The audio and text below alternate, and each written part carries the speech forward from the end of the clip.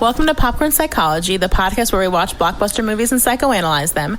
My name is Brittany Brownfield, and I'm a child therapist, and I'm joined by Ben Stover, individual therapist. Hannah Espinoza, marriage and family therapist. We're all licensed clinical professional counselors, also known as therapists, who practice out of Chicago. Even though we are licensed mental health professionals, this podcast is purely for entertainment purposes and to fulfill our love of dissecting pop culture in all forms. Please remember that even though we are all licensed therapists, we aren't your therapist. If you are struggling with mental health symptoms, please find a local mental health provider. Hello. Today we're talking about Hook, which is one of my favorite movies of all time. So I'm very excited. Before we jump into that, I'm going to throw to our guest. Well, hello, everybody. I am Dr. Tara Sanderson. I'm a licensed psychologist out in Portland, Oregon, and I am super excited to be here. Hook is one of my favorite movies, too. I actually have it on DVD, like in my case. It's very exciting. So I'm super excited to be here and share with you guys in the experience of just dissecting this movie and seeing how it helps other people think about mental health.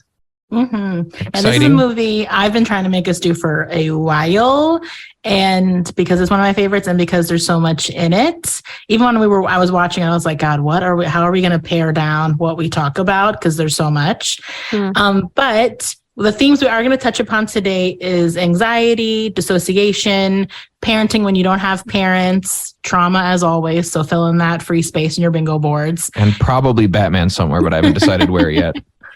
I'm sure you'll figure it out. 2 flying dudes. And one of them who should have been the Riddler, and I will go to my grave with that. And then we're also going to be touching upon Hook and existentialism, identity stuff, grooming, and that kind of thing that we see in this movie. So first off, what is Hook? Hook is a sort of sequel-esque story by Steven Spielberg in which Peter Pan left Neverland at around 12, almost 13, and grew up. And so where we find ourselves in this movie is now he is a middle-aged man with 2 kids of his own, and he is sort of a workaholic. I don't want to call him like an asshole, but he's not one. And then his children get kidnapped by Captain Hook, so he has to go back and remember who he was. So I think a big component of this movie, from like a psychological standpoint, jumping into Peter, is the fact that he does not remember anything about his life before he came to, I guess, our world. So before the age of almost 13, he has no recollection of who he is or who he was. But I think what's really interesting is he presents immediately as someone who's really anxious and irritable, and his anxiety is all related to elements of his life before his current memories. So it's all like flying, open windows, things like that. And so what do you guys make of that in terms of his anxiety and what he's scared of in this movie? The word of the day is dissociation. That is the word of the day. Today's episode is brought to you by the letter D.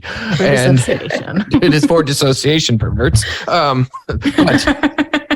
today is dissociation. And what we see with Peter is largely essentially what could be argued as dissociative amnesia, where Peter has had to enter a state where forgetting who he was his pathway to survival. So he did.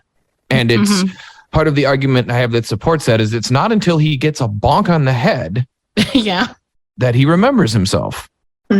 Very movie-esque. True. It's very movie-esque. Coming up with that diagnosis took me all day to think about because as Brittany said off mic, this is a movie that is bound by the rules of magic. And last I checked, mental health is not. So that we know of so far. That we know of. Some people may argue so and try to do so. So don't get me started on crystals and oils. But I think it's important to take a look at understanding that first and foremost, this is a movie bound by magic, and the laws and rules of magic apply, and that magic always has a price. And in this, the price of letting go of your magic is that you forget you ever had it. And who you were. And when we look at fictional universes, it's always important, I think, to just mention that and remember that as much as we enjoy doing exactly this, that in this case, none of the examples are super perfect because magic kind of interfered. Yes, For sure. we haven't said this in a while, I feel like, in an episode, but this is a classic case of cinema, movie magic, literally. Well, in this movie. So all of what we talk about psychologically is impacted by that. So don't take anything we say as like, oh, that's how a dissociative person is, or that's how a person going through this is. Maybe everyone take this with a grain of crystal salt. Correct. Yes, because this movie does not accurately represent really what a dissociative amnesia looks like. It's just more, what's the closest thing that exists? And to me, it's a dissociative amnesia because Peter essentially has, over many, many years, formed parts to armor himself away from Peter Pan in order to become adult Peter. And realized that when Wendy rejected him in order to fall in love with her granddaughter, which he did on first sight, we realized that Peter had to put away Peter Pan permanently, forever, in order to be accepted and find a home. And he realized that this is what I want. And sometimes we forget parts of ourselves. And we've seen many a movie that covered this topic. History of Violence did a good job of it, I think, with Viggo Mortensen, that showed it maybe a little bit more accurately, where someone is going to totally put away a part of himself, but it's not this unconscious magic process. It is I am actively, consciously choosing to put this part of me away, and it drains me every day to the point that my wife accuses me of being inauthentic. And I think I'm trying not to confuse Eastern Promises and History of Violence in my mind. I think that's the right one. Well, in one of them, Viggo Mortensen fights naked, and that's Eastern Promises. And I know that off the top of my head. As much as I did not enjoy watching some waggling as that fight scene took off, it was the most badass fight scene I've ever seen, because that man just put it all out there. That he did. All of it. But I was not aware of this. Oh, yeah. I was not aware of this. There's a fight scene in that movie, I've only seen it once, where it's like a Russian bathhouse kind of thing, a spa. Him and another kind of mafia guy, John Wick style kind of fight, but fully nude. So there's that to look forward to. Yes, but I think what's so interesting about this movie is, I think something you had said that I really liked, Tara, and I want to make sure I don't steal this from you, is that when you watched this when you were younger, and I said that I agreed with the same thing, is that Peter as a grown-up just seems like awful, really like a dick dad, just a super workaholic, douchey, trying to do it all and not really being considerate person. But I think you put it as watching it now as an adult and a clinician, I'm sure as well, seeing more of the anxiety piece to him. Yeah, there was such a big difference between that juxtaposition of when I was younger, I experienced him as an absent father who was angry a lot. And now when I look at it, I look at somebody who is, anxious and in turmoil and is having irritability symptoms when things aren't going just right, where he can feel like he's in control and he's got things taken care of. So he, lashes out and yells when things aren't going in the right direction. And I don't experience that as him being an angry dad anymore. I experience that now as he's got so much going on inside of him. He doesn't know how to look at people and take care of things. Even in that phone scene where he yells at Jack and everybody to get out, of thinking about boundaries. If you're going to take a business phone call, you can have good boundaries to walk away from where your family is at that point. You don't need to blow up at everybody. You can take that and be the responsible adult here, instead of expecting everybody to respond to you and care for you in those moments. Yeah, and I think it struck me the same way. It's definitely a movie full of 90s tropes to the max, or an early 90s tropes to the max, like dad married to his cell phone. Now you look at it and go like, well, we're all married to our cell phone. But looking at that, you do see somebody who's at a very, very difficult time separating and is stuck in this workaholic mode. But the irritable parts definitely don't feel like someone that is being an asshole to be an asshole and push people away. It's only when he is overwhelmed that we see that burst out of him. And that is important because that is a big difference. Like people that are just angry and have a hard time empathizing with other people wouldn't show up to the game at all. Yeah. Yeah, he wouldn't try. They wouldn't be trying so hard, period. They would just say, sorry, son, a big meeting came up, good luck. Right. It'd be Arnold binging all the way. I might still have my assistant come to the game and tape it for me as a weird something I later can say that I did my best. Yeah. But I think with that, it was really him trying to reconcile, trying to do two things at once. And that his drive to work so hard did seem kind of really born out of anxiety. Like taking that phone call, insisting upon that with Moira seemed really connected to a feeling of anxiety. Like, I have to take this phone call. You don't understand. Brad needs to talk to me. When she threw the phone out of the window, he was like, what the fuck? I think it does come from that irritability as anxiety of something really bad is going to happen if I don't attend to this right away. Yeah, I'm trying to control that from happening. I'm trying to make sure that I've got this thing and it's going to be done. I think he even says I shouldn't have even left without the deal being done. And he does. And that element of I can't, if I'm not there to do the thing, it won't get done right. And everything's going to go to chaos, and that none of that's acceptable. And there's so much throughout the movie where he has to unlearn that piece of what I can control and what I can't control, and learn to stay present and in the moment to do those things differently. Absolutely. And I think that a part of me too wonders if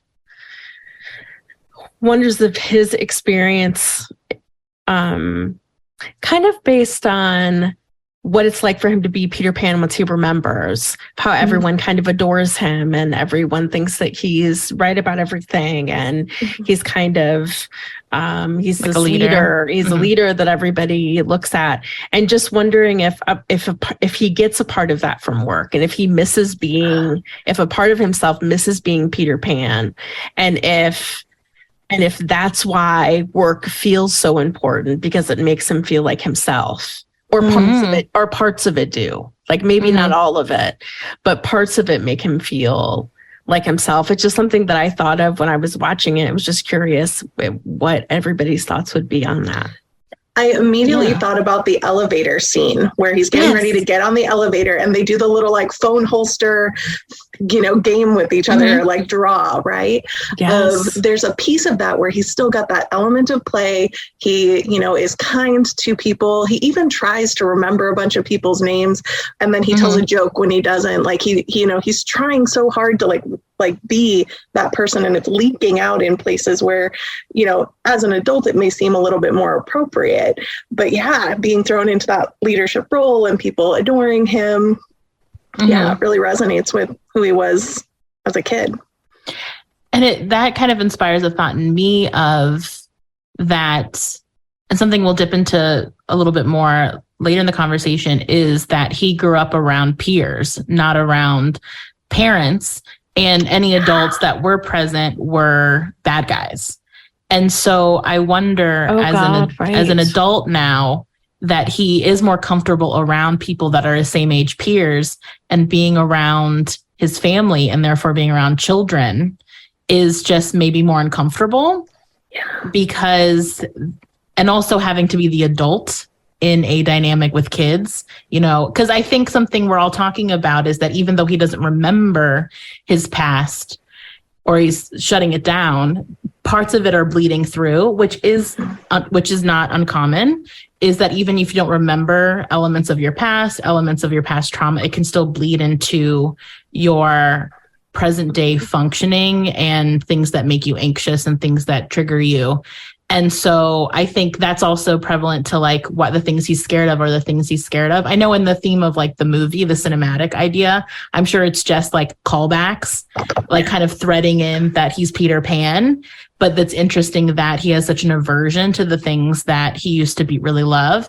And I think what's the shame, kind of based on what you both were saying about his functioning as his current self, Peter Banning, is that because he's blocked off that part of his life as Peter Pan, he's also taken away a lot of his strengths or a lot of his perceived strengths, like all the things that you learn growing up that make you feel really resilient and confident and sure about yourself, and things that you can, as I say to clients, you can go into your brain and you can go into the file folders of your brain and you can pull files that you can bring into current situations when you're feeling nervous or anxious or uncertain. He has locked those files away.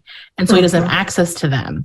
And so that's why things that he should feel really competent in, like flying or like the open air, pretty much, he doesn't have that evidence anymore that he can use for himself. And I wonder too, if now, unfortunately, he's grouped those elements into that part of his brain that is like that, either like that he has decided isn't okay or that is more trauma related. Because something we're talking about is, why did he, other than the magical element of like his dissociation, is that he had a very traumatic childhood. You know, they said he ran away, but he's like a baby. Even when I was little, I was like, you can't run away as a baby. Yeah, I thought that was nuts. I always thought that was nuts. Lazy writing. Yeah, that's a little bit lazy writing. But if we really think about it more like realistically, is that he was taken as a baby and raised as like in the woods with other children, kind of trying to raise him, and being attacked.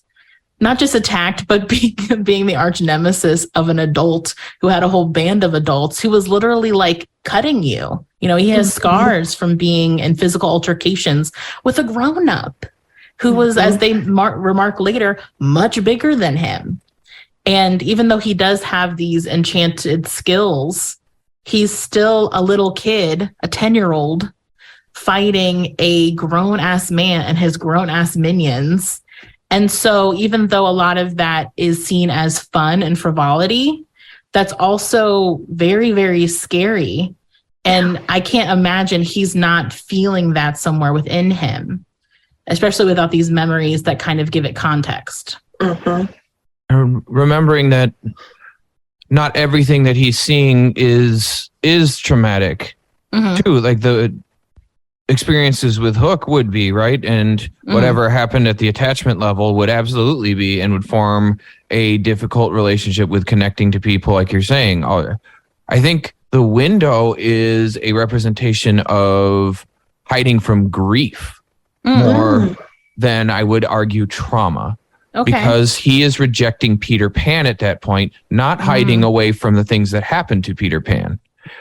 Because with our memory, part of the way that our brain learns is very simple, with reinforcements and punishments. And we either encode things as neutral, do it again because that helped or felt good, and don't do that again because that hurts.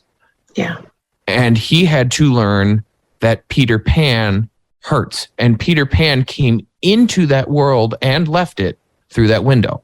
The last time he left Neverland and abandoned his identity was through that window. And at that time, not only did he have to deal with the grief that Wendy had gotten old. Yeah. And that Wendy was no longer able to come with him, but also that he can no longer be Peter Pan if he wants these people in his life. So the way I looked at it was a little bit different. Not the window being fear. I mean, the fear of flying and fear of heights were obviously a established thing. I would argue it's probably more fear of heights than flying itself. But they're so closely related because it's really fear of falling. That is that phobia is no, and all fears loss of control, right? That looking at Peter, the grown-up version, I think what he had to do was encode information of being Peter Pan as not compatible to survival in this world with this identity, and therefore started hiding away from the grief because he did not have the emotional capacity at his age and worldview understanding of how to deal with that, because the only examples he had, as you said astutely, came from children. And the other thing about Peter Pan mythos that's important to understand is that lost boys that grow up become pirates. Yep. No, just not only is he being pursued by adults, he's being pursued by the nemesis of something that will get him rejected from his family and his shadow, basically. Yeah. Yeah, that's huge. That scene where he comes into Neverland and says, like, I want to talk to a grown-up, and Rufio responds back with, like, grown-ups are pirates. Like, what like, why would you want to talk to them? That's terrible. That's the enemy. I feel like is so powerful to that imagery of, like, who is the responsible party? What do we grow into? And we grew into that, and that's problematic when I'm coming back through. Yeah, that's huge. And I forgot whether it's Wendy or Tinkerbell that tells him he's a pirate. I think it's Wendy. It's Wendy. She says, Peter, you've become a pirate. Yes. When he's describing his job, right? When he gets to Wendy's house. Which is dig number 1. But yeah, I think that's really interesting, Ben, how he also, like, that grief part and having to sort of put that part of his life in a little locked box in his brain too, because he is doing something which culturally for Lost Boys is the ultimate betrayal, which is allowing yourself to grow up and be pulled into the world of men, if you will.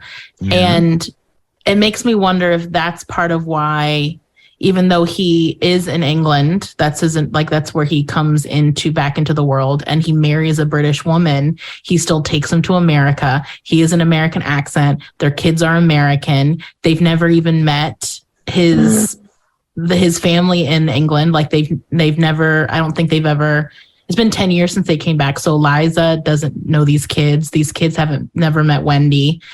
And he's totally separated his current identity, not just from Peter Pan, but anything involving like England and Wendy and even his wife's family. Like he's taken her from them too. And he's made a whole new life and identity in America that is totally separate, which is really telling, I think, of how much he's like truly running away from integrating all the parts of himself. He just can't deal. And I'm sure it was something that slowly happened until all of a sudden he opens his eyes one day and he's a pirate. Yeah. Yep. And the thing about his personality, like leaking out, that also, like I looked at it a little bit differently, is yes, the trauma things that we have absolutely leak out. We can't hide from them, but we can't hide from anything we've learned, and especially not anything that's our personality. Your personality is largely formed by the time you're 3. You aren't going to stop being you. You can mature. You can learn, and your learning system stays active as long as your brain is working. But what people don't understand is that even if you put a part of your personality away or try to, it's gonna come out. Yeah. You can't not be who you are. It's why when you go to family gatherings, despite parts aside, because we could talk about that all day, is that people's personality, because parts is personality. It's a part of your personality that forms around a need. But looking at personalities, you can, without fail, predict people's behaviors and reactions, well, at a really high level, if you understand their personality to its core. Like, you will be able to predict the things they can't not do. You know how to get your mom going. You know exactly what to say, what old thing to bring up that your mom just can't help. And you just sit back and smile as you trigger her. I watch my wife do it to her mother-in-law, or to my mother-in-law all the time. My wife triggers her mom constantly. Her mom still gets mad. Still to this day. We are in our late 30s and she still to this day gets mad that Caroline watched American Pie at a sleepover. Which is fair. Now when I'm an adult going, ooh. But she still gets mad. If Caroline just goes like, oh, Mom, we just got a new edition of American Pie, her mom will be like, and we all know that. And your personality just, it can't be contained. It can't be leaked. It can't be negotiated with. It's going to come out. You are who you are. Yeah, and I think that's interesting. We see that in Moira when she shows up at the house, where and Peter even like brings that up of like, what has gotten into you? And she's like, I don't know. It's this house. It's this feeling of being in this space that is bringing up this element of joy that she experiences. You can tell that her experience showing up in England feels radically different than Peter's. Peter is like, hey, we need to keep it all together, and England is the land of manners, and we should do all these pieces. And she's just like exuberant in that space, practically skipping and giddy. Yeah. Her child part got activated. Absolutely. Just like Peter's does at work. Absolutely. Yeah. And it makes me wonder too, with the flying, like his agitation is maybe like the closer they get to England, the more ratchet up he is becoming. And then once they're in England and he's screaming, it does seem like his one outburst where he screams at Jack when Jack goes bang, it does seem I'm assuming it's slightly out of character because Jack's response is so like he like gasps when he says I'm sorry, like he seems genuinely like taken aback that his father like yelled at him like that. His reaction is a kid who doesn't typically get yelled at like that, and how quickly he apologizes. So that does give me a window into this idea that him being in the home, different than Moira, is like it's really fucking his shit up, and he's not aware of it, and he's attributing it to everyone being loud, everyone like being annoying, the deal in England. Like it very much makes me think of when I work with clients and they're trying to tell me like it's because of this and because of that, and I'm like, oh, like, sure, that might be agitating the situation. And what about this thing going on underneath? Yeah. And they're like, oh, but what's interesting is how much we can be unaware that things like that are bothering us. Yeah. And a lot of times we can only notice in reflection that, oh, I was really at my wit's end all week. And now I look back and I realize it's because it was the anniversary of this, or because we were in this house or doing this thing, or it was this time of year. And so I would wager with, as we've talked about, like the irritability and anxiety piece, that's what it is. And kind of going back to that not being present part, and I don't know if you'd want to speak more on this, Tara, there is that speech that Moira gives about like being present, because a product of not being present all the time is that you don't notice yourself when you are getting ratcheted up. Yeah. And she brings that up in different ways, but it can be applied overall. Yeah, that following line throughout the whole thing of like, Peter, you're missing it. You're not here. Like we're not seeing you, and you are missing all of this, was so powerful to me throughout the whole movie of him just not really being present. One of the tools I use a lot, which is in my book, is the sober skill, which asks us to stop before we make a decision, to observe what is going on both inside and outside of ourselves. Take some deep breaths. Evaluate the situation, evaluate the responses that you want to do, and then choose before you feel that initial reaction to something.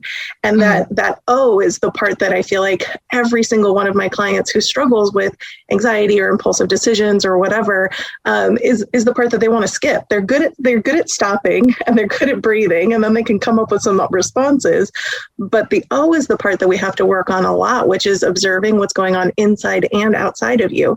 We can look outside and pick out all the things that are wrong, of like, well, this deal's not done and everybody's being loud and all those pieces. But you also have to do the work of like, and I don't like how I feel here right now. It feels awkward being in this home again with you. I'm feeling reactive because you're jumping around like a little kid, and I'm not digging this. Something's up here. I need to pause and take some time to reflect before I can figure out what to do next. Because if I just keep going the way I've always been going, I'm not going to get the results that I want. I need to figure out what's going on in me, recognize, name it, get ready to make some of those changes so I can choose the path that's going to work best for me. At the end of the sober skill, we do a weighing test, which is whatever option you choose, you can do that. If you can do it non-judgmentally, fully present, and on purpose, then go for it and do it.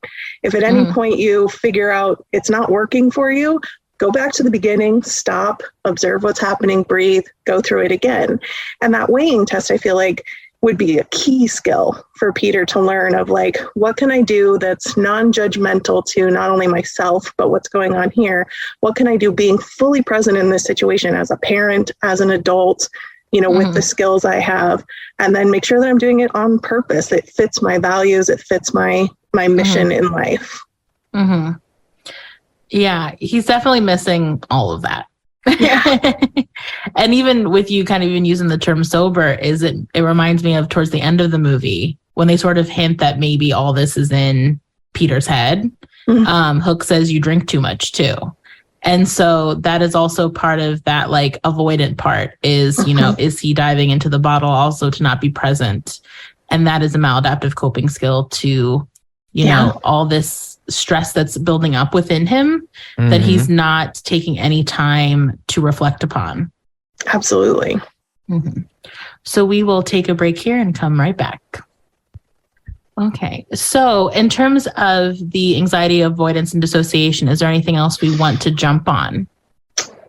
Okay. The only thing I guess I want to make sure that I cover with anxiety and people's reactivity real quick is because we haven't done it in this one and I never know which episodes people have listened to. So we'll cover it because something that I didn't even learn in grad school. I honestly learned it when I was observing police academy classes, and then it clicked and a whole lot of information went duh. And maybe it's just I didn't learn it, but people need to understand that people's anxiety is a survival response designed to make us react to threats in an adaptive way that promotes our survival. Yes. This is what anxiety is for. Anxiety, the emotion and the body response, and anxiety, the disorder, are not synonyms. And anxiety is not a bad word. People can react strongly when you tell them, like, you're having anxiety. I don't have anxiety. Like, okay, you have it right now. So yes, you do. But it depends on how antagonistic I want to be. The thing that's really important, though, is understanding that your blood pressure is intimately tied to how reactive you're going to get.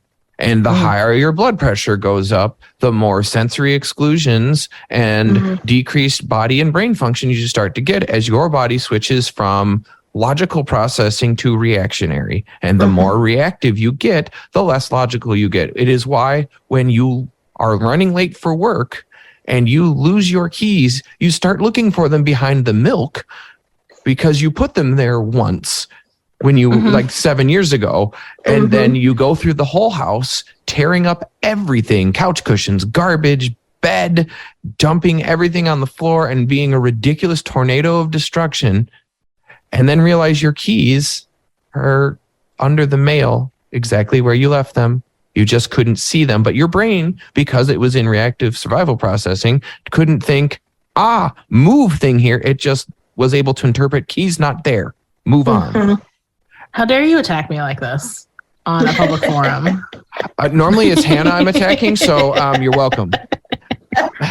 And all I have to say is that what can I say except you're welcome? There's no need to pray. It's okay. You're welcome.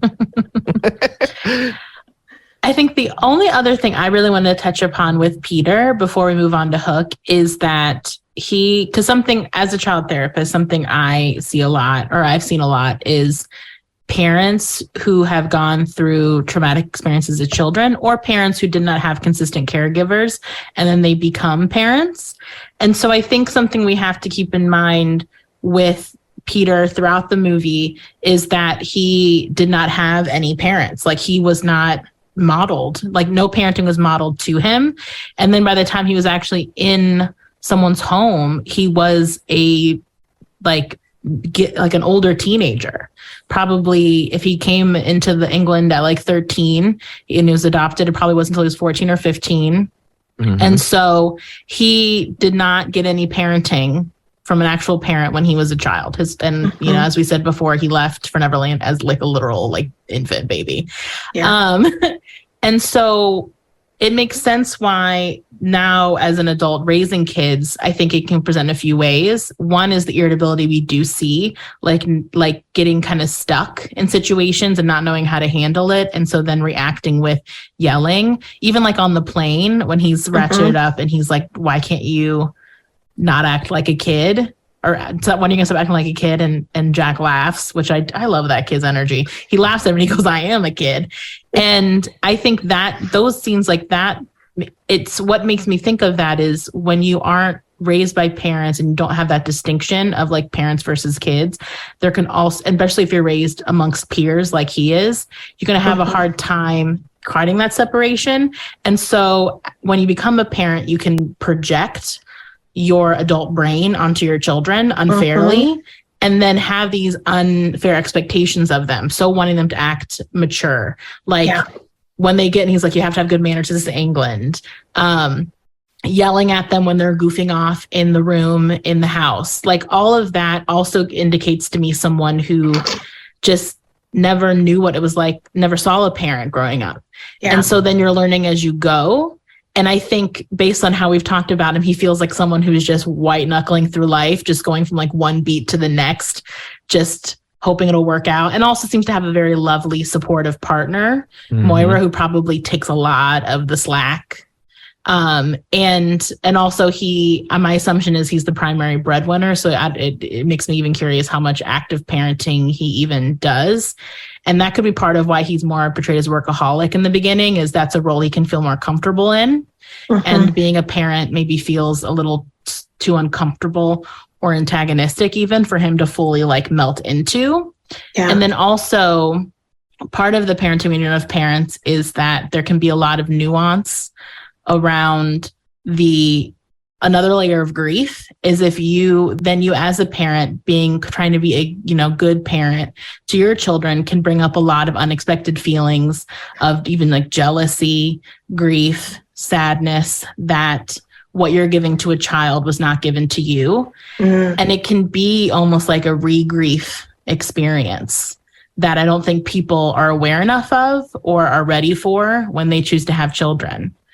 And he's someone that he mentions in his happy thoughts scene that he really wanted to have kids, which I think is really interesting. And if he was in my office and he said, well, I really want to be a daddy, I would have jumped on that.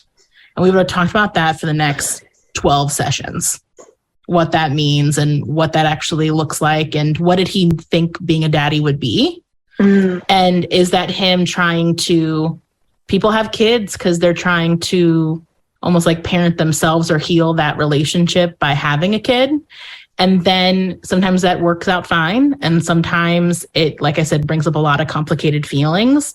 And I wouldn't be shocked if he was someone who was like, okay, now I'm going to have kids and I'm going to give them what I didn't have. And I raised a bunch of boys in Neverland. I took care of a bunch of kids, so I'll be great at it.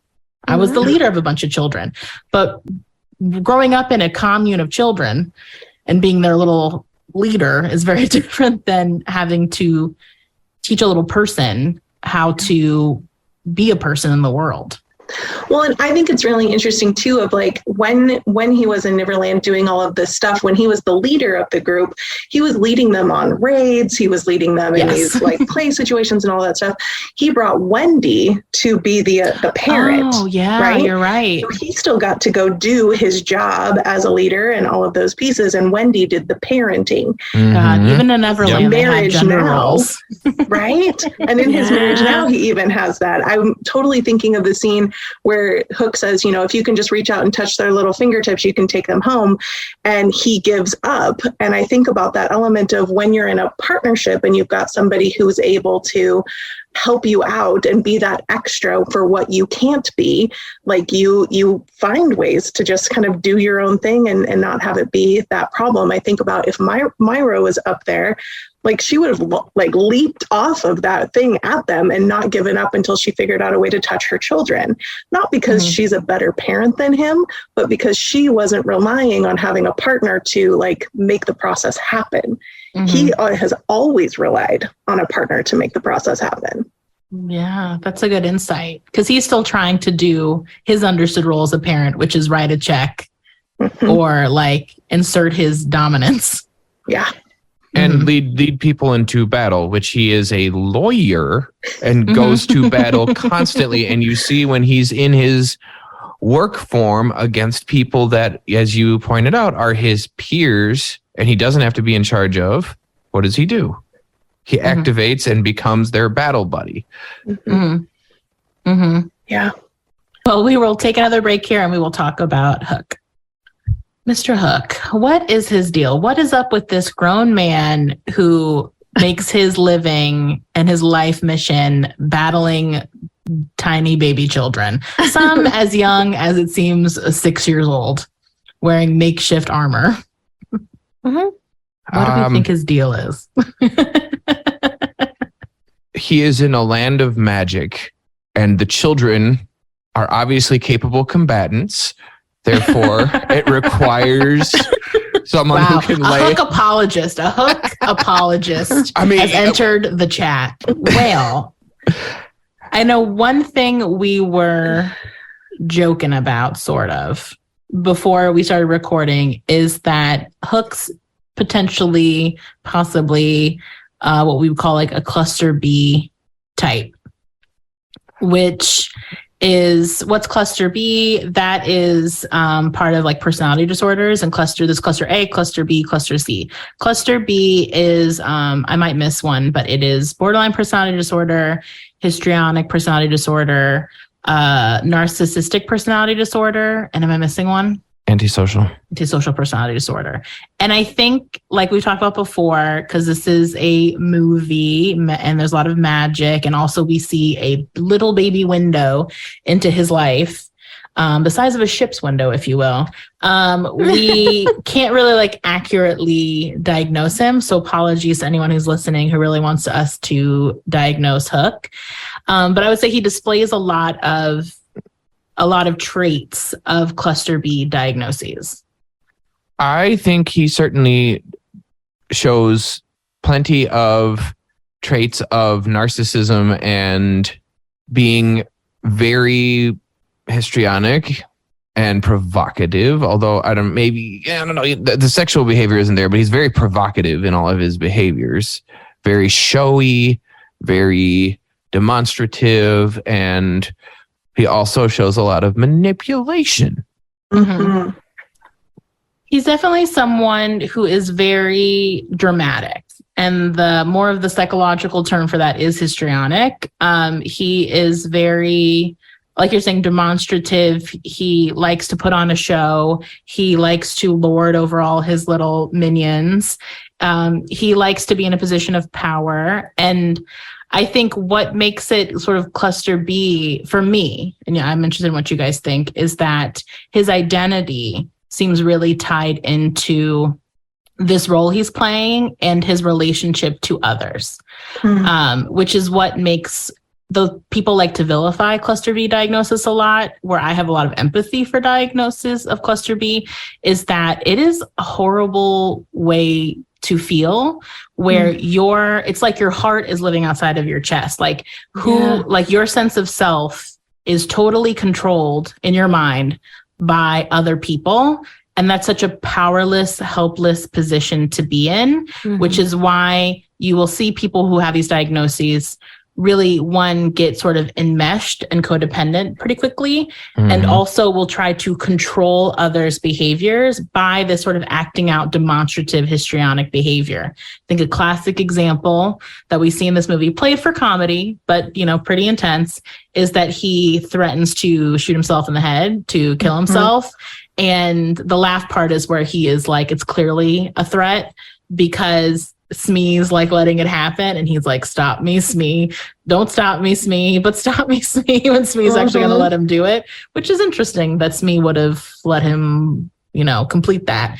But Smee does finally jump in. And when he finally jumps in, he's like, no, let me do it. So this very like all over the place energy where it's clear that his behaviors like that are to draw a response from others that help him feel like he's regulating himself. I think Smee even asks, like right at the beginning of like, are you being dramatic, Captain? And kind of looks at him like, what am I supposed to do here? I know you do this a lot, but I'm not sure. Is this the time? What am I doing? And I loved that moment because I do think that in relationships that have that are experiencing some of those symptoms, that the other partner does have to try and figure out what's going on here. Is this one of the times where I need to let you figure out how to regulate? Or is this one of those times where I need to step in because there's something serious going on? And they have to figure out a good way to communicate. When I work with folks in either position of the relationship, that's a conversation that we have of like, let's come up with a safe word of times where it's like, no, I really don't need you right now. I'm working this out. I'm just doing it verbally or dramatically or in this way.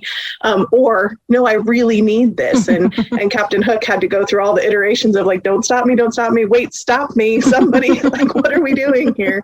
And coming up with a good way to communicate can help like alleviate some of that pressure for the other party in the relationship. Yeah. And I think you bring up a good point, which is that it's very clear that this is a pattern of behavior. Like the way that Smee responds is that this isn't like the first time he's done something like this. Yeah, he offers the coping skill of like, don't you want to play with your little ship in the lake? And no, come over here, it'll be fun. Yeah. Their relationship definitely has like codependent enmeshment energy where Smee is always anticipating him and then trying to get ahead of his tantrums, for lack of a better way of putting it.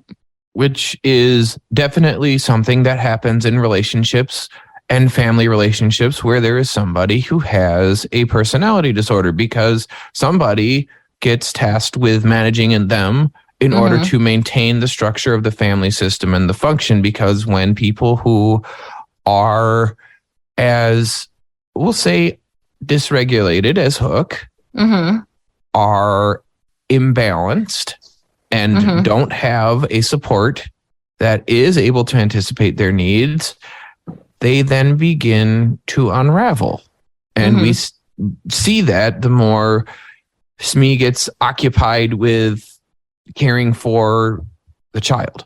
Jack, is that the Jack? Yeah. The more Smee gets involved with Jack and gets kind of relegated into a parenting role, you start to see more scenes where they show distance between Smee and Hook instead of Smee always being like right on Hook all the time. And they have, a very homogenous, close relationship where they are reciprocally responding to each other. I guess maybe not reciprocally, parasitically.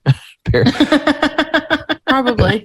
Yeah. Because Smee is really, like the bird that cleans the alligator's teeth, like going like, let's Well, don't bring that up. That's a sore spot. I didn't say croc. Alligators only live in America, Brittany. Oh, I didn't know that. You're so smart, Ben. God, I mean, I'm glad that you recognize that. Yet again, can you please inform my wife that I'm actually intelligent? But anywho, the thing that I think is important to understand is when you look at this relationship, when someone is constantly covering and managing the behavior, it takes a lot out of them. And even though they may be happy to perform that role, it's an impossible role and an impossible task. And no one can do it all the time because they have their own needs. And you see Hook unravels the most when Smee freaks out and starts collecting treasure. And it is in that moment where we see Hook really lose it. Yeah. Yeah, and going back to what you said about like Smee taking on a more parenting role, I think if, let's say, we remove the ending of this movie and Jack had stuck around and actually became like a little baby Hook, and Smee, continued to build on that relationship, there probably would be a point where Hook wouldn't be able to tolerate Jack being around anymore because it would be too threatening to his relationship to Smee and would, like, you know, he'd probably send Jack away, either like have him off the plank or take him to Lost Boys or something. Oh like no, that. plank. Oh, I know. I just hope. No. No, and that's where the personality thing shows that Hook obviously has absolutely no empathy, uses people to attain his own means, would have several run-ins with the law if the law existed, and persistently hurts other people. I think the evidence for that is fairly strong, that we see Hook develop that, and he is very performative with that, which is dangerous. He's very high on that Machiavellian scale. He's very manipulative in that dark triad. And when you look at Hook, I think that the second it stopped being entertaining for him to care for Jack, to antagonize Peter, that his close relationship would immediately dissolve. Yeah.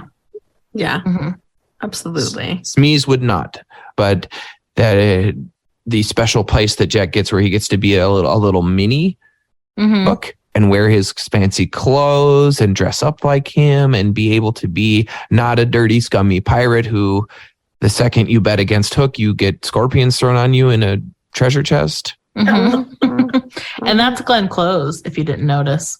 Is it? Yeah, with like beard and, you know, makeup on and stuff. I'm going to go ahead and quote Brian Griffin here and say she's a very handsome woman. I also read that the couple that's kissing on the bridge that get the fairy dust on them when they float off, that's George Lucas and Carrie Fisher. I think you're right in that the narcissistic identity would view Jack as, would get enjoyment out of Jack being a little like limb version of them. And then once that gets boring, that'll be that. And see Trump, Donald, and Pence, Michael, January 6th versus January 5th. Yeah. And I think too, what we're seeing also where we come in on Hook with this story is that he is someone going through, on top of maybe having these cluster B tendencies and maybe a diagnosis, is that he's also someone in the midst of an identity crisis. He is someone who is bored of his life, period. And he mentions that, he basically says that the reason why I kidnapped Peter's children and even like am using all the energy getting Peter back here is because I'm bored. I'm bored of fighting children. I'm bored of fighting Lost Boys. I'm bored of the same story over again. I miss my glory days when I had an arch nemesis that felt like my equal, even though he was 10. And I want that again. And so he creates this whole drama and burns all these calories to try to bring more meaning to his life, because he feels like he's lost it. But the irony of it is he's just, which people do this all the time, he's recreating a pattern that he's already done and that he's still kind of doing in a slightly different way. So it's not like Peter is this magical element that's been missing from his life, but he's attributing that because, as we've talked about even with Peter, he's looking out.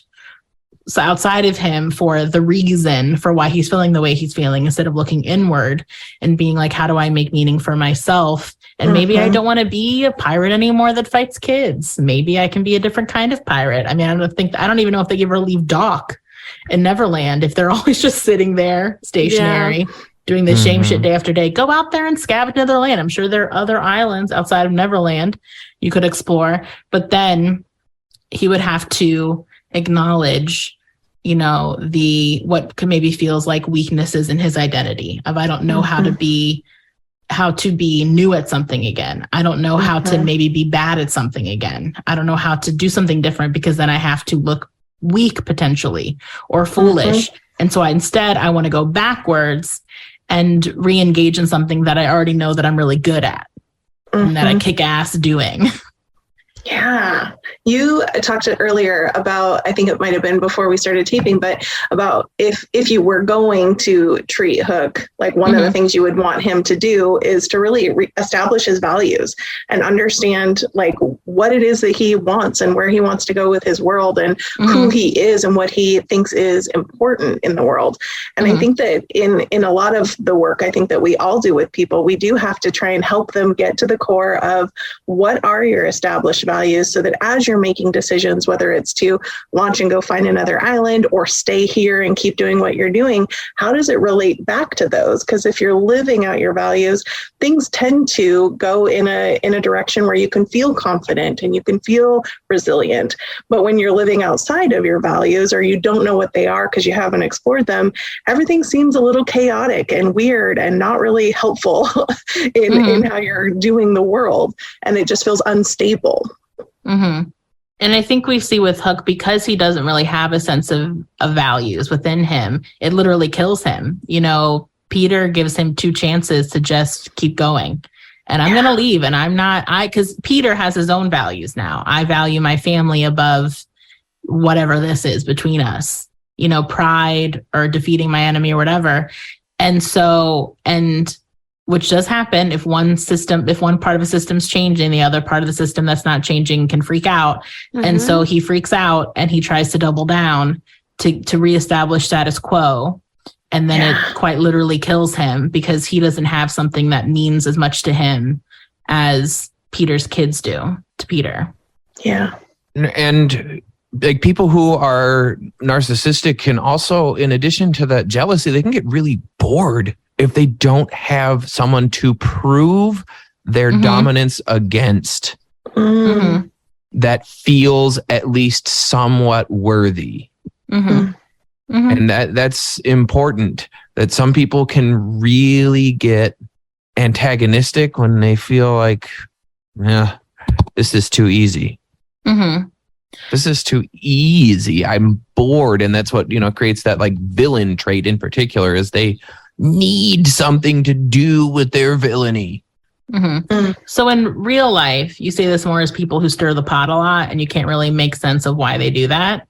People who are like antagonistic and it doesn't really make sense. I'm going to separate that out for clarity. That's not necessarily a personality disorder. That's just a trait. Yes, exactly. That some people do that because they enjoy doing that. Although being sadistic is something that is part of that dark triad. If we were to try to, even though psychopathy is not a real diagnosis that is qualified by the DSM, when people talk about what is like fits into that like serial killer triad triangle, like having a degree of sadisticness is important. And antagonism and sadism aren't necessarily the same thing, but they're not necessarily not. It depends on the spirit of it. And if you're trying to inflict pain or if you're trying to just get under somebody's skin is a different thing. So several caveats there, but I don't think I want to draw a direct line between people who are shitsters to people that are pure villains, because some people just, here it is. Some people, some men in particular, just want to watch the world burn. There you go. You got your Batman little thing in there. Hey. Congratulations. Hook is realizing also that he is getting older. Yeah, he's getting much older, which is interesting. So I guess the adults grow older in this land, but the kids don't. Maybe they all grow really slow, age really slowly. It seems like the theme is that they I don't know. He said at some point, I'm really old looking for being 10. One of the Lost Boys? No, Hook. No, because Peter says, you were much bigger when I was smaller. And then he says, I'm huge to a 10-year-old. So he was just making the distinction that they're peers now. And it's not an adult fighting a child, which I'm like, okay, good for you, Hook. I mean, as amazing as Dustin Hoffman's acting is, and he is a very big presence on the screen, he is all of 5'5". So is he? Yeah, he's really short. I didn't know that. What a little gumdrop. Yeah, he's. I mean, Robin was 5'7", so it's not like. Interesting. Wow. Yeah. Interesting. Where he was wearing those jaunty heels in this movie. And he's always above. They always got the power shot on. They got the Tom Cruise shot on him. Yeah. That is so interesting. Mm-hmm. But looking at maybe I just misheard it, but no, he's getting older, and you can be able to look at when people start entering later phases of life. We all on a base level have a standard existential fear of being irrelevant. And as Hook is becoming irrelevant, identifying and synthesizing personality disorder plus existential fear equals dangerous person who might do some banana stuff like steal your kids. Yeah, he feels backed into a corner. Like there's the panic there. And desperation. So act accordingly. And then be very like, what if it ends in my death? You know, at least I'll be doing something kind of energy. Yeah. He wants that glorious purpose, that glorious war. He's ready to lead his pirates into war to satisfy the needs of his own ego. Yeah, which is a thing that people do in real life, unfortunately, all the time. Yeah. What? Never. Who has ever done that? Why have we ever had any war we've ever had in real life? You know, nothing to do with egos and freaking out. The Trojans and the Greeks were fighting over territory, obviously. It wasn't over somebody's wounded ego because their wife left. Yeah. I mean, come on. Who does that? But yeah. In thinking about grooming in the context of this movie, there are definitely things that we see Hook do that are similar to what we've talked about in recent episodes, specifically the Coraline episode. I think there's a lot of parallels between what happens in Coraline and this movie, and that it's, you know, a neglectful parent, a kid who's already feeling pretty antagonistic towards their parent, a villain coming in and selling them the world, like everything that you've been missing about your actual parent, I'm able to give you. He literally says, like, around the ball game scene, you know, like, your dad missed all your ball games. I would never miss a ball game, Jack. Like he's being like very textbook, very obvious, you know, like your dad sucks like this, but I don't suck like that. I'm going to be great in this way that your dad is bad. He's constantly reiterating, and it's very quick. It's literally 3 days. This movie happens over the course of like 3 or 4 days. And that's, I think, where the magic part comes in, which is that they have the element also of Jack forgetting his family. And so he's able to prey upon that as well, whereas Jack's foundation of feeling connected to his parents and both his mom and his dad is eroding by magic in the time that they're spending in Neverland. And so he does that to his advantage. And yeah, and he's giving him, very like Coraline, he's giving Jack everything that's positive and pumping up all the dad's negatives. I think the clock breaking scene was what made me want to do this movie, period, for our podcast, because that's such a classic example of not just pulling a kid away from their actual parents, but also cementing their relationship, and that we're doing something together. We're doing something really wild that your parent would never let you do. And the amount of praise and attention he gives to Jack throughout that whole exchange. And then as Jack gets emotional, he is present for that and engaging with him. And that in all of itself is stuff that could be like, obviously, like indicators of grooming. I think something too that felt similar to what we talked about with grooming, kind of like the button eyes with Coraline, is him getting to the point where he's dressed up like Hook and he's going to pierce his ear. Yeah. That felt very symbolic of like almost like an initiation kind of thing of once I pierce your ear, you're in it now with me. And that is that kind of building to like the bigger ask of fully integrating into this life. And it gets interrupted, which I think is telling.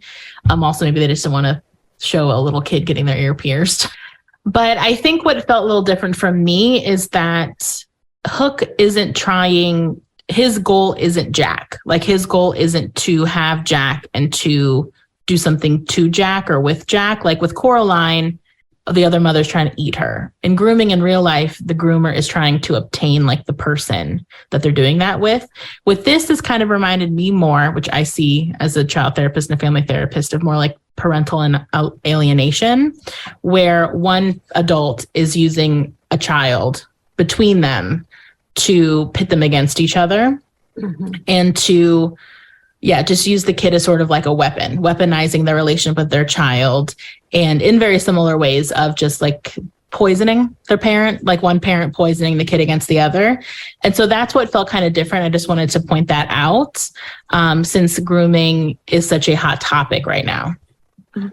Yeah, and that's important too, to recognize that this is a good example of it done in a different way, because it's not always parent to parent that can happen. Yeah.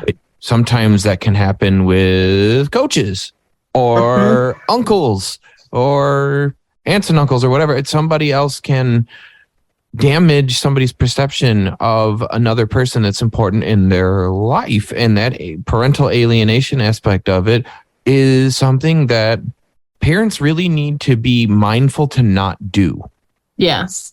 If they're going to split up or they're going to be not apart, it's very important to not do it, because even as we see in this fantastical film, this kid is getting really, really damaged by what Hook is doing. And Hook is doing it as a game that the kid is not capable emotionally or developmentally of understanding. All he is seeing is my needs are getting met. Yeah. And this feels good. So if we go back to the point I made about learning before, this feels good, keep doing it. And then Hook, as he's setting his hook in, is bringing in this kid closer and closer to this fake reality he's going to absolutely cast him out from. Yeah. I think In what's that on typical narcissistic pattern of the pump them up and cast them away. Yeah, I think what's so unfortunate in this movie is that he just happens upon Jack when Jack is in a vulnerable position, that he just happens to find Jack when Jack is feeling really separate from his dad and really wanting his dad's attention and feeling really hurt. Like he cries during that clock scene. It's not that he's just pissed at his dad and fuck his dad. Like he is in pain. And it's just genuinely so unfortunate that Hook finds him at this perfect spot where he can really take advantage of him. And he must be 10, because they haven't gone to England in 10 years and they haven't met him. And so he must be that around that age. And so he's so vulnerable. And yeah, you're right in that he doesn't understand that he's being used, and that this new dad who's showing up, who's giving him all this affection, that it's not genuine. Kids don't know that. They don't know the difference between like genuine affection and that they're being part of a play that's going on around them between the adults. And it's going to fuck with his attachment. My hope for him is that he just forgets all this, like the magic of Neverland protects him, because it's only been a few days and he just forgets a lot of it when he comes back to England. But who knows? Yeah, I don't know what it is with the English stories, but this particular trope is really profound in English stories written around that time. Because do you know who the parallel to Jack and Hook is? Edmund Pevensey and the White Queen. Oh yeah, I was thinking Narnia. And, you know, kids being taken advantage of, being taken under a villain's wing, being used and not understanding it.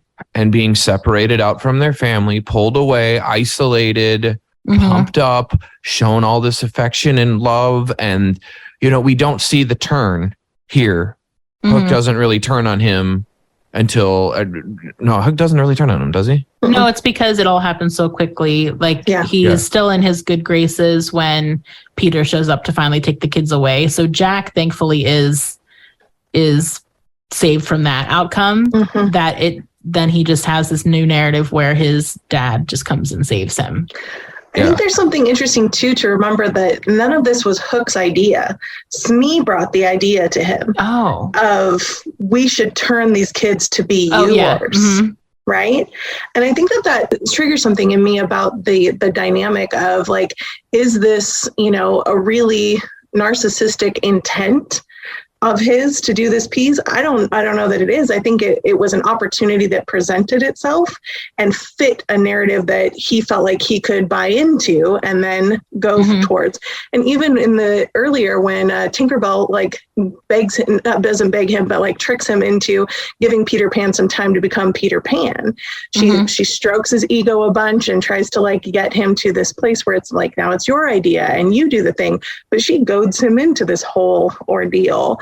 But I do think that he has those reactions of casting out and having those outlandish kind of behaviors that would have happened to Jack. But I think Smee brought him this wounded little puppy and said, we can do something with this. I can still get your needs met because I want to keep this status quo of what's normal for you. I want to make you happy again. I want to keep you moving forward. Let's have a baby. That enmeshed relationship. Let's have a baby because you're upset. Because having a baby together brings you closer and just repairs any rift in the relationship. Doesn't introduce any new stress that this relationship isn't prepared for. Absolutely not. Never. Children don't test the boundaries between parents or innately pit them against each other. Never. Sleep deprived people whose blood pressure is rising don't become irrational.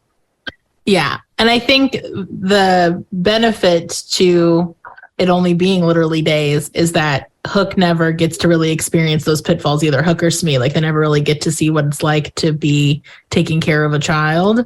They just get to do the enjoyment, the gamey parts of it before it's all over and done with. Right. They get to be fun dad. Yeah. They get to be fun dad. And the other important thing about that is it lends credence to the authenticity of Jack's response, that there has not been sufficient time for Jack to express a need from Hook that may cause Hook's mask to drop. Right.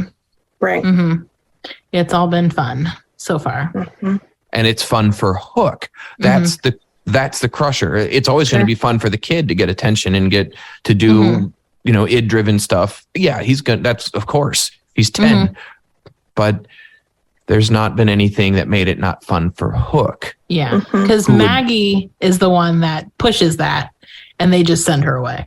Yeah, they're just like, get this little kid, this little girl. Get this kid out of here. Get this girl out of our face. Because she's very she's one of those kids, like when we talked about Matilda, that's just, like I said, either just naturally resilient or just has a very secure attachment to their mom. And it's also very young. She's 7. So she might not have enough abstract thinking yet to be pulled into this stuff. She's just thinking our mommy and daddy love us. Don't get, it's all as simple as that. You just need a mommy. That's your problem. All right. So anything else about Hook before we go into treatment? All right. We'll take another break here. All right. So who wants to go first with treatment? I will. As I got started, if that's all right. Yeah. Yes, by all means. As I got started watching the movie again, it really hit hard to me sometimes how when there is deep-seated trauma, in order to get to that, you have to get some quicker wins at the beginning. As I've worked with people in lots of different fashions of their relationships with themselves and with anxiety and depression, a lot of times, they come in and they look at you and say how do I make this go away? I just don't want to feel like this anymore. And I talked to them about the idea of building off of quick wins to get to the longer term work that needs to be done. And so in watching this movie, one of the first things I probably would have done for Peter specifically would be to address some of those phobias of flying or of heights or things so that he could experience a little bit more, not control in the way of dealing with his deeper anxiety, but in a way of being able to teach those skills that allow him to calm himself back down and regulate. And then once we get that skill kind of on board and we're able to do that more regularly, we're able to do some things like open up some of those old trauma wounds and be able to like navigate some of the stuff that's in there and then be able to close it back up so that he can go on with his life. Because I think one of the areas that especially a lot of new clinicians. I teach a lot and work a lot with folks who are just licensed or folks who are students. And one of the risk factors that we have a lot of times is they want to go too deep, too fast with people. And it makes it so hard for them to kind of navigate the rest of their life as they are going through. So working on some of these quick wins of how can we give you these coping skills? How can we get you to self-regulate? How can we get you to communicate with your family when you're stressed and create some of these boundaries to protect yourself and protect your family dynamic. And then we can start opening up those deep trauma wounds where he's been dissociating for however many years, right? Yes, absolutely. I also have spent 10 years now, nine years training baby therapists. And I think it's really important to educate them on ego strengthening. Before going into the weeds with trauma. It's a huge point, and it's a huge thing that I will stress with my staff all the time. Like, you guys have to get a way to build them up that they believe it's worth engaging with the trauma, that they will be safe from it, and that they will be able to both open the box of monsters and close the box. Because you're not going to get it all out in one fell swoop. That's not a thing. And I love that. I think it's really important. Yeah, and I think I love that you brought that up too, because I think therapists, there can be a lot of just anxiety that we're not talking about it yet, whatever it is. And also, to be fair, like sometimes clients can come in with that energy too, like you said. And so there can be a lot of like, I'm not doing therapy right as a therapist if I'm not like, so let's talk about that horrible thing right now in our second session, and giving them permission to like warm into it, that you don't have to go right for that right away. I think is very powerful. One of my supervisors, one of the best pieces of advice she ever gave me is she's like, just tell a client, I don't know. Just say, I don't know, or I don't have the answer for that yet, or like whatever, and let it lay. You know, you don't have to be like an expert all the time, like getting to the quick of everything and having an answer for everything. And that really helped me when I was anxious and green to be less like performative in the therapeutic space. Yeah, I tell my students all the time that until they have done the length of the Lord of the Rings trilogy and the Hobbits trilogy, they probably shouldn't spend time really like trying to dive straight into the stuff. Because you have plenty of hours left to work with people. When you're working 50 minutes at a time, I mean, you got to give that some room to develop that relationship, to develop that ego strength, to develop those skills before we can really start doing the big, hard things. Yeah, sometimes you need to, think back to Clerks 2 when you're doing trauma, and remember that the part of you that's Randall that sees them going like, here's the plot of Lord of the Rings. Walking, more walking is okay. Yeah. And that's how I see those movies too. We know. It breaks our heart. And you know what? When it's time to watch Return of the King next season, we're going to strap you down and set up a Clockwork Orange style rig, and Hannah and I will just alternate pouring drops in your eyes as we watch the full extended edition of Return of the King. I don't think this is going to encourage my relationship with this piece of media. Yeah, it doesn't sound like it. No, popcorn and blankets, if you want to do it more like cozy style, that's fine by me. Right, I'll give you treats as you watch it. So it'll. Thank you. Instead of giving you the stuff that makes you sick that he had to take, we'll just give you treats. So work on that learning thing. Positive association. There you go.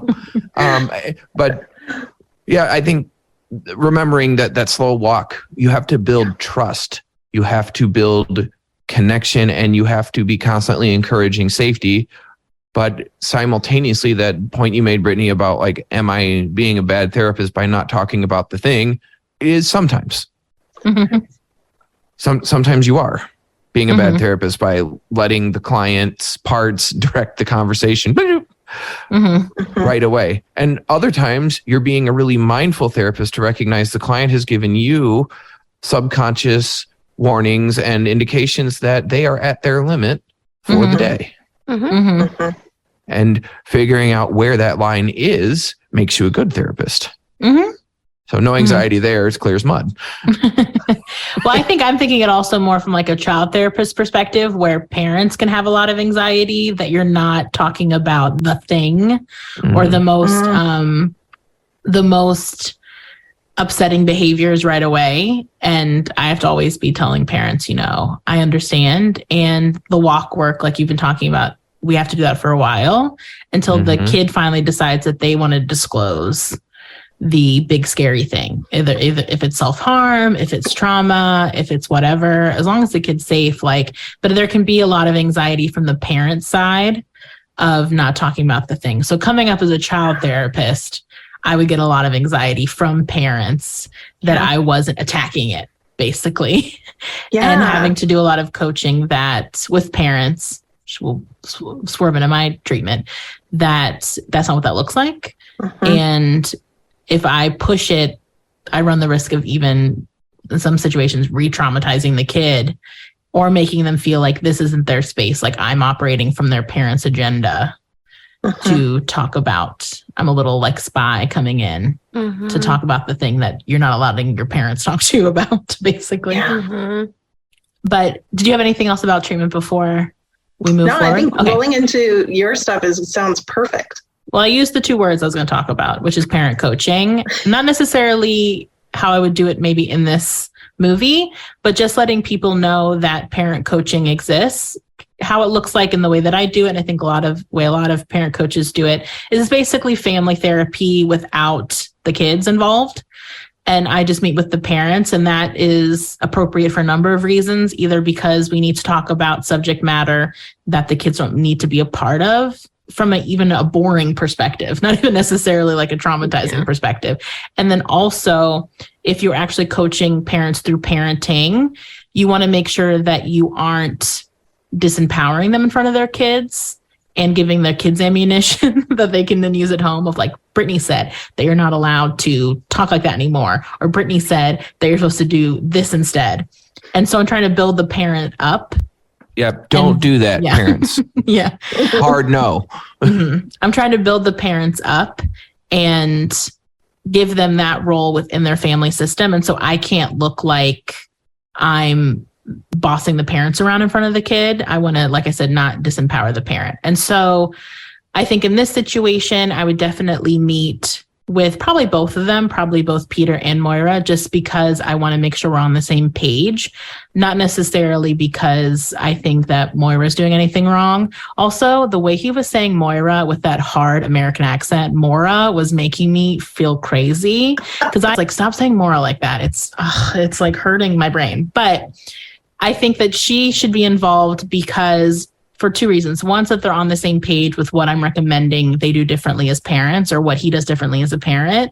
And then two, for that teamwork part of it, is I want to make sure that I know what she's doing already as a parent and how to weave him into that structure if it's positive, which I'm assuming it is. And then how can she also encourage him to make different decisions as a parent. So also bringing her in as an empowerment piece to him. And I think too, with her, probably like asking her maybe even to step back a little bit, you know, maybe let Peter handle this situation at home so that he can build more of a rapport with your two children. And so they're not always going to mom when something happens, or when dad doesn't respond the way they want him to, like that they're not always running to mom, and that mom is taking advantage of that unintentionally probably, and creating further disengagement from Peter as a more involved parent. So you want the parent who's not necessarily like the identified client. You still want them in session to make that alignment happen. And then also too, I think for Moira, it would be good for her to witness perhaps where he is struggling, or things that are triggers for him, just so that one, she is a literal support there present with him and has more insight into why he does the things he does. And then two, like I said, for her to be a support in the moment at home, maybe even having him identify, like, I can't quite handle that yet because of my history. So that's still a situation where you would have to come in. And it's not me being disengaged or falling into my old patterns. I'm just not ready to handle that level of whatever it is yet. And I'll be too activated and I still can't handle that level of parenting. So you want it to be just really integrated. And then my role as the parent coach is to give literal psychoeducation around how to handle situations, coping skills work, very teachery. Like the coach part is very prevalent, and also still open, giving a space to be more of a therapist as well, of like processing how it feels to be more involved. How does it feel to have taken a more, having modeled skills for Jack or modeled skills for Maggie? Did that bring up anything for you that was really hard to deal with? And then just having that corroboration all together. So I think that would be really helpful for him. I would probably also make sure that he's in individual therapy alongside that, because I might not have enough space to do more of the processing work. And that would be, and if he was seeing an individual therapist, I probably would want to collaborate with them to make sure that they know what I'm asking for, so that they can have that in their back pocket for when Peter's joining their sessions. Because like I said, when we talked about the parenting part up earlier, is that this work can be really triggering if you have your own slippery history with parenting as a child yourself. So that's where my treatment would go. We'll take another break here and then we'll move to Hannah. All right, Hannah, what are you thinking for treatment? I was thinking about how do we reintegrate the family together after being separated during these couple of days, especially because there was so much trauma, there were so many different things that happened, and that a part of how do we help mom feel included in what happened. And also because when something like this happens, when everybody is split up, it can be really hard to kind of share the experience with each other. And so what I was thinking about is doing kind of like a debriefing with the whole family. So in this scenario, I have already been working with the family for a little while because they are kind of struggling to connect between the parents and the kids. And also I'm trying to help mom and dad be on more on the same page, because they're very much not on the same page. But that what I would want to do after having this experience and learning about this experience from them is have them have like a debrief session with me where they can all kind of talk about what it was like in their experience in order to help share the information, but also in order to help everyone's story feel valid. And kind of having witnesses to the story being valid, and also just being able to have them all experience that together, and how we can bring this to another shared experience, but that's something that is a little bit more controlled and something that feels a little bit more manageable in terms of debriefing every single tiny thing that happened. This would be more of kind of bringing the story together and like, how does the story make sense? How do we make meaning of this story? What are we going to do with this story? How are we going to talk about this story with maybe friends and family? The police. Yeah, the police even. I mean, there's lots of different ways. Phil Collins with Phil Collins. Yes, Collins. So lots of different ways that they'll have to describe this going forward. And I think that something that would really help the family with this experience is to give them a chance to create the narrative and the story together as a unit, instead of everyone kind of making their own, and then this becoming a story that has now been encoded improperly and hasn't really had the chance to be told in a different setting without people feeling upset or triggered. And I would say probably especially for Moira, because she wasn't there. Yeah.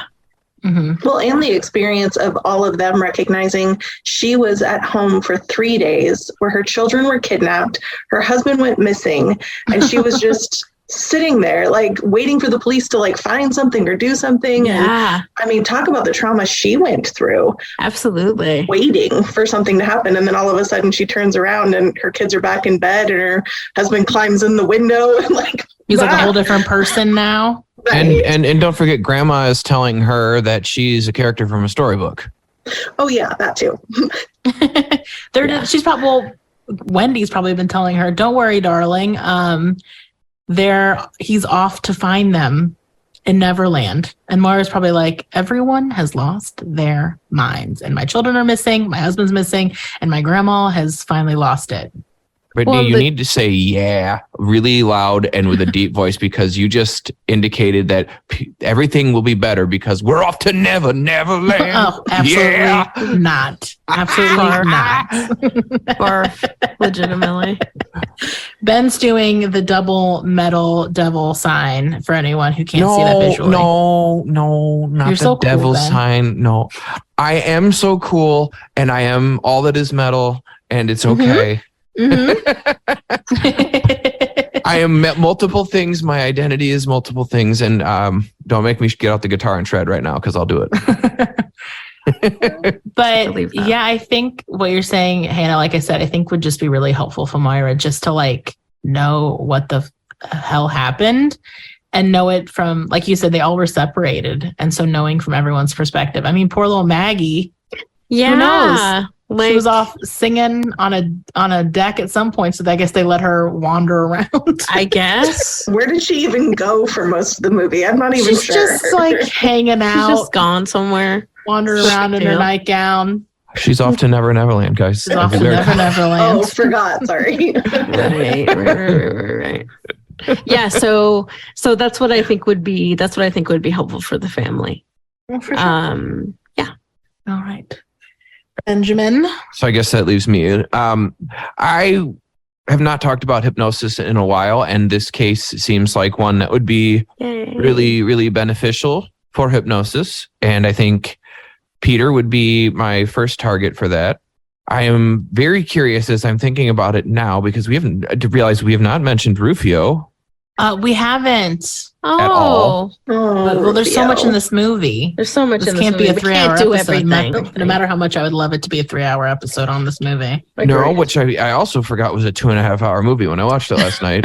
And was like, whoa, but that's final thoughts. I'll go back to that. Anyway, treatment purpose. I would want to do hypnosis, and Dr. Sanderson here nailed exactly why.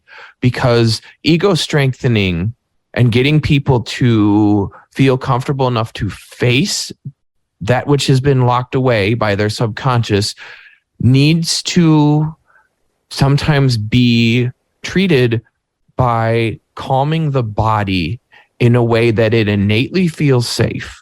Mm-hmm. And sometimes treatment techniques like hypnosis and EMDR are very, very valuable because they help calm the body in an innate way and pair that relaxing response with distressing information when they enter the treatment phase. But when you enter the ego strengthening phase, before you do that, when you recognize that a client who has been so chronically dissociated for grief or for trauma or for both, that in order to gain access to those files Brittany mentioned that have been corrupted, that were once strengths but now got corrupted with information that makes them feel dramatically unsafe to the parts that have kept them, getting someone to a state where their body is calm, their mind is calm, and they can essentially, for the first time in quite a while, interact with the parts they choose to in the order they choose to, is something that you can produce with hypnosis. And I know we've talked a lot about magic and therapy being magic, and hypnosis gets a bad rap for being magical and being this process that can control people. And as I covered for a good long time in our episode on Get Out, that is nonsense. Hypnosis is not magic.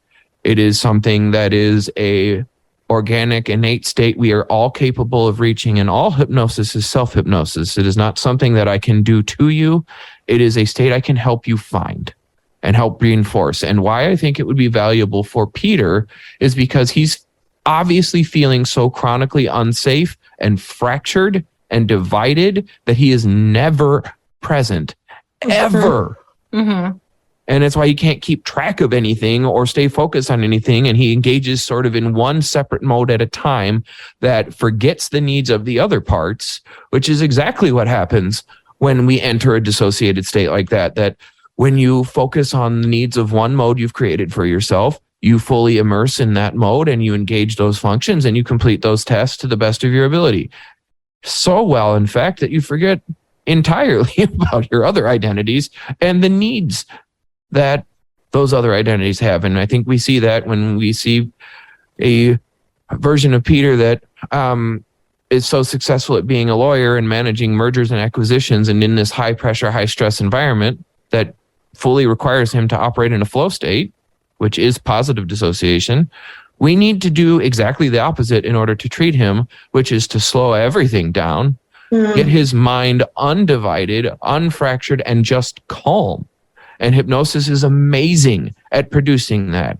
I have used that with high power police officers, with people who are in command ranks, and I have used it with people who are high powered business executives, all sorts of things, people whose attention has to be divided at all times. And part of why it's so effective for them is for the first time in forever, they can be grounded and feel integrated, like they are the president in charge of their cabinet, not a passive observer to the wild antics of their out of control cabinet members.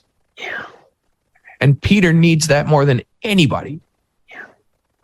And I think that would be exactly what I want to do, is spend quite a bit of time doing ego strengthening work, whether I choose hypnosis, EMDR, or quite likely some blend, in order to help Peter realize that your strength lies when you can be your integrated self and find all of the strengths that you have squirreled away in these parts and use them together and draw from them all, and not feel a constant draining need to actively shut out parts of who you are.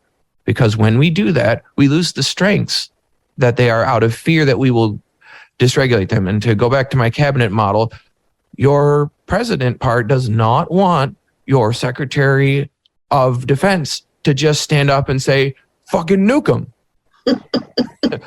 Just fuck it. You know who's not a problem?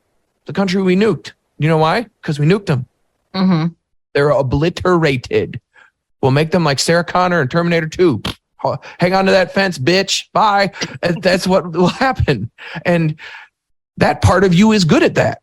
But your Secretary of State is going, no. No, we don't do that. That's not how our allies will not like that. You'll show up, you'll press the button and you go, you're nuked, and cause all sorts of problem. And then you'll just disappear and leave me to pick up the pieces. And all the while the president is standing there with his hands over his ears or her ears going, as these two loud parts are fighting. Mm-hmm.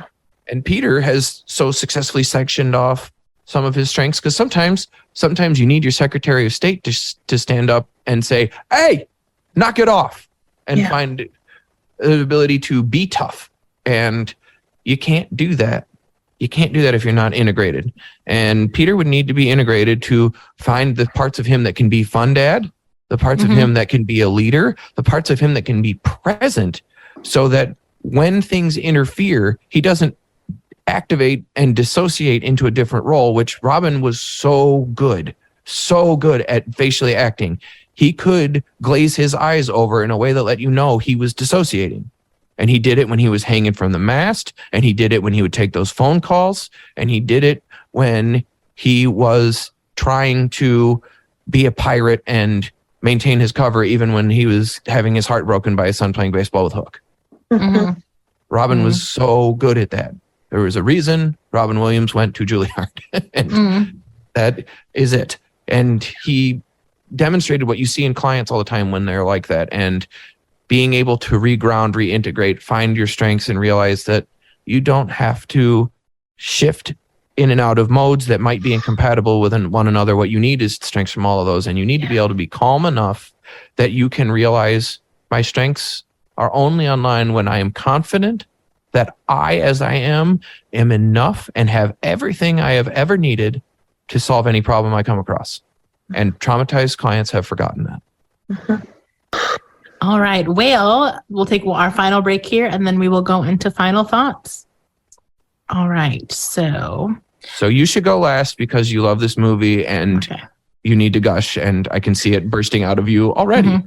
So Ben, you want to go first? Sure. I'll go first.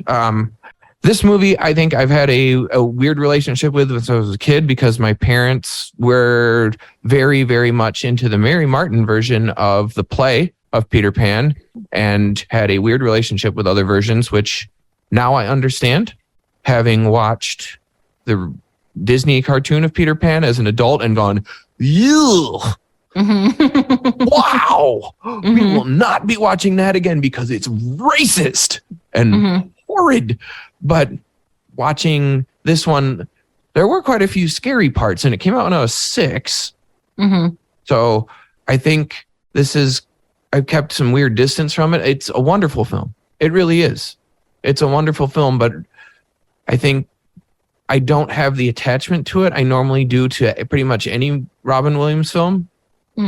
Because that man may be among my favorite 3 actors, and he's just so good in everything, and he's so good in this one. And who better to be a man-child who doesn't know he's a man-child and is stuck in 2 different roles than Robin.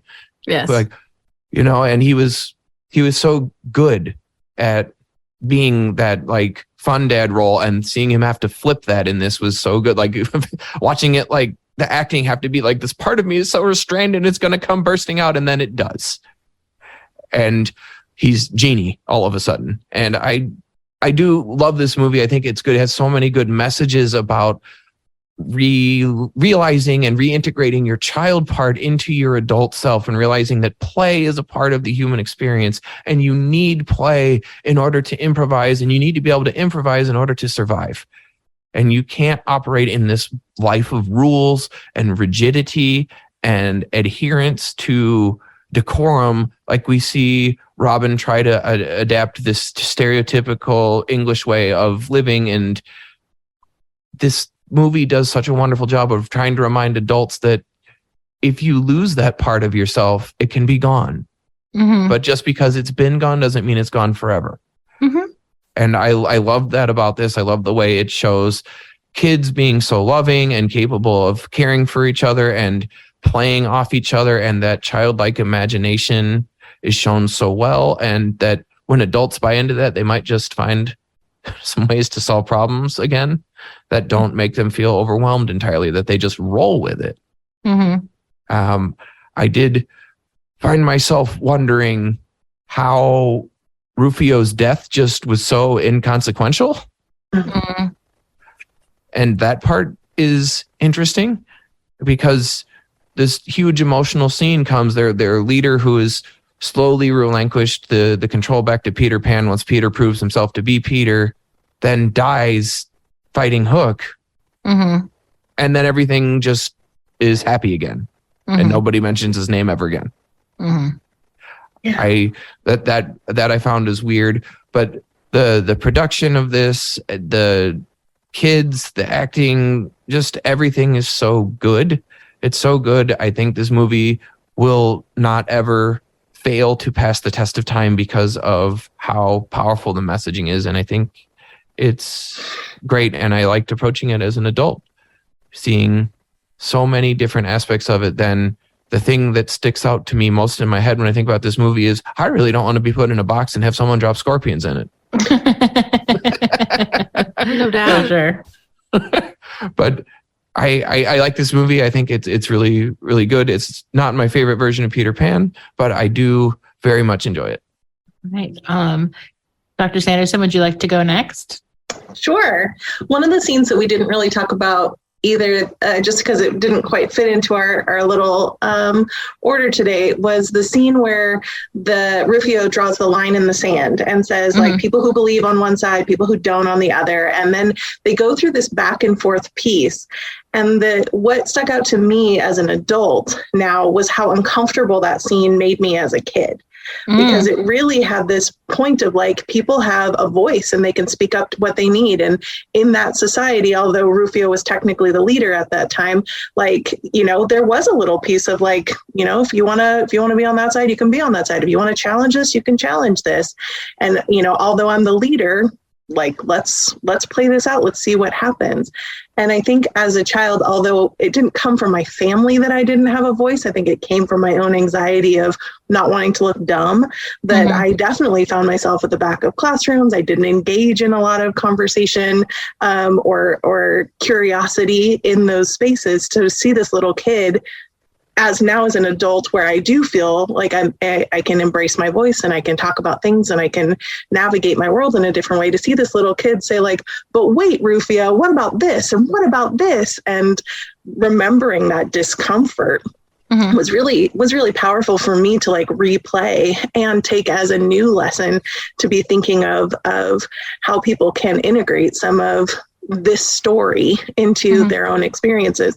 That's a scene that I'll totally have available in my therapy office now that I've re-seen the movie recently, and say like, let's talk about like how hard it was for this kiddo to stand up to this leader who's twice his age, twice his size, for somebody that he barely knows, just because he's not sure that he belongs on one side or the other yet. Like he wants to keep exploring, wants to keep asking questions. And that curiosity is such a huge element of or a strong self-esteem, and having been led by people who didn't shirk away from having a voice. Yeah, exactly. Hannah? And then I'll go. Okay.